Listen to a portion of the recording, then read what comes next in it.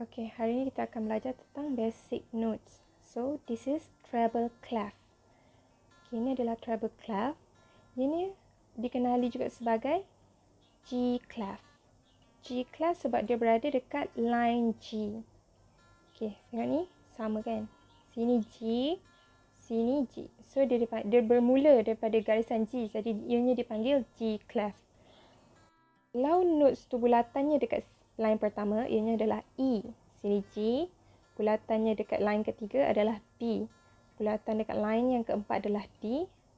Line yang kelima adalah F. So, E, G, B, D, F. Every good boy deserves fruit. Okay, ini untuk line. Tadi cikgu cakap tu untuk line. Sekarang kita pergi dekat space pula. Okay, kita pergi dekat space. Space yang pertama adalah F, space kedua A, space ketiga C, space keempat adalah E. Untuk mudah ingat adalah face. Okay, face. Okay, so yang ini adalah line pertama, line kedua, line ketiga, line yang keempat, line yang kelima. Kalau space pula, ini space yang pertama, space yang kedua, space ketiga dan space yang keempat. Beza ya, space dengan line tak sama, jadi tolong bezakan. Jadi apa yang kamu ingat, yang perlu kamu ingat adalah di setiap lines notes apa dan di setiap space ada notes apa. Seterusnya, kalau dia buat garisan baru dekat bawah tu, ianya adalah middle C. Middle C berada dekat tengah-tengah keyboard. Okey, sini adalah middle C. Atas middle C adalah D.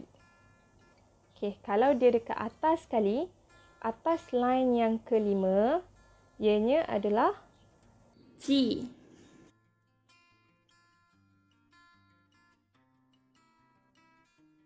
Okay, sekarang ni kita akan buat sedikit latihan daripada apa yang cikgu dah terangkan tadi, okey?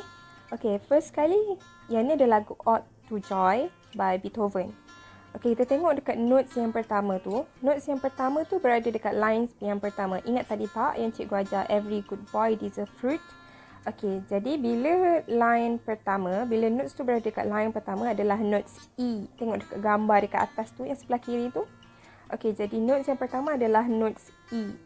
Pergi dekat notes yang kedua pula, berada dekat line yang pertama juga, sama macam notes yang pertama tu. Jadi, notes yang kedua juga adalah notes E. Okey, sekarang ni kita tengok notes yang ketiga pula. Notes yang ketiga pula berada dekat line space. Line space, kita tengok space yang keberapa. Dia dekat space yang pertama. Bila dia dekat space yang pertama, ianya adalah notes F. Tengok dekat gambar, dekat bahagian atas tu, sebelah kanan. Okay, kita tengok dekat notes yang keempat pula.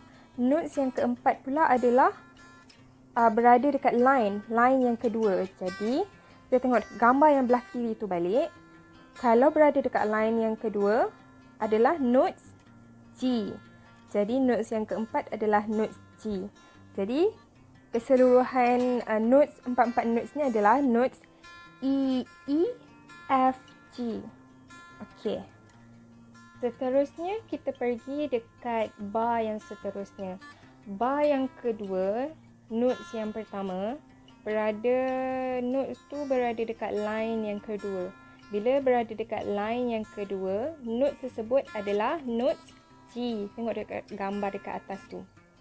Okey, notes kedua dekat bar yang kedua, tengok dia berada dekat space pertama. Jadi space pertama adalah space F.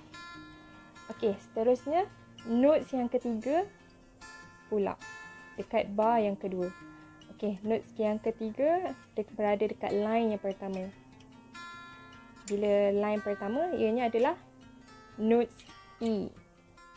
Kemudian, notes yang keempat pula berada dekat bawah garisan pertama, berada dekat bawah lines yang pertama. Bila berada dekat bawah lines pertama, tadi cikgu dah cakap adalah notes D.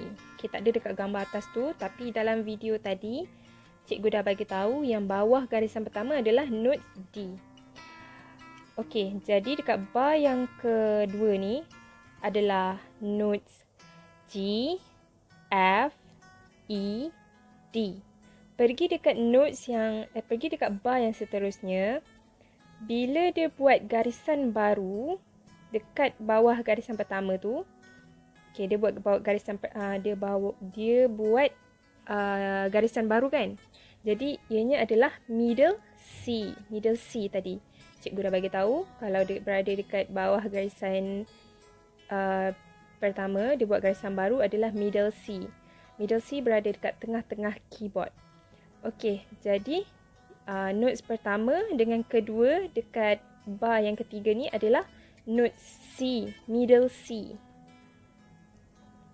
Kemudian kita tengok pula dekat notes yang ketiga, bar yang ketiga berada dekat bawah garisan pertama. Jadi ianya adalah notes D. Okey, pandai. Okey, notes yang terakhir berada dekat garisan pertama. Bila berada dekat garisan pertama, line yang pertama, note tersebut adalah note E. Yes, every good boy deserve fruit. Okey, jadi keseluruhan notes dekat bar yang ketiga tu adalah middle C, D dan E. Okey, ini saja latihan untuk hari ini. Sebenarnya awak dah pernah belajar kan benda ni, cuma cikgu nak awak ulang kaji. Dan cikgu akan bekalkan latihan secara bertulis dan lagu yang awak perlu main dan rekodkan hantar kepada cikgu. Nanti cikgu akan bagi tahu due date juga.